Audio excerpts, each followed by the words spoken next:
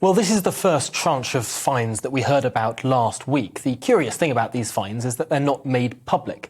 The Metropolitan Police say the number of fines that they've asked to be issued, not how many people they go to, but the number of fines. And remember that one individual may receive more than one fine. So we know that 20 were asked to be issued. Those have gone out. And now it's really up to those who have received those fines as to whether they make them public or not. No other authority other than those who issued the fines and those who received them actually know. So the government doesn't know the names of those unless they divulge their names. And one of the people who has is a very senior civil servant, Helen McNamara, who had a leaving do in Whitehall. She has come forward. She actually used to be the ethics czar for the civil service, which is a slight irony there. And of course, the other event that we know fines have been issued for was that party the night before the funeral of the Duke of Edinburgh. Of course, both of those occasions that we know have been fined, the Prime Minister was not there.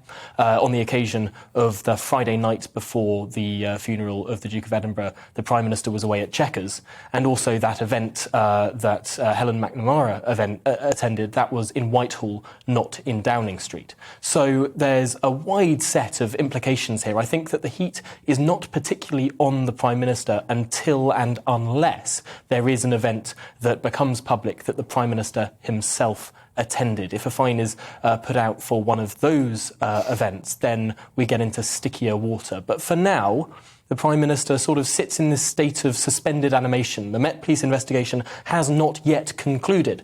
There could be more announcements of more fixed penalty notices going forward into the future. We simply don't know. And then when the Met Police investigation concludes, well, Sue Gray, remember her? She'll come back with a fuller version, an update to her report. Remember, the first report that she issued couldn't contain things that the Metropolitan Police were investigating. Well, when the Met Police finally conclude their investigation, Sue Gray can come forward, and then the Prime Minister makes a statement to the House, and that will likely be the moment of maximum political danger for this Prime Minister.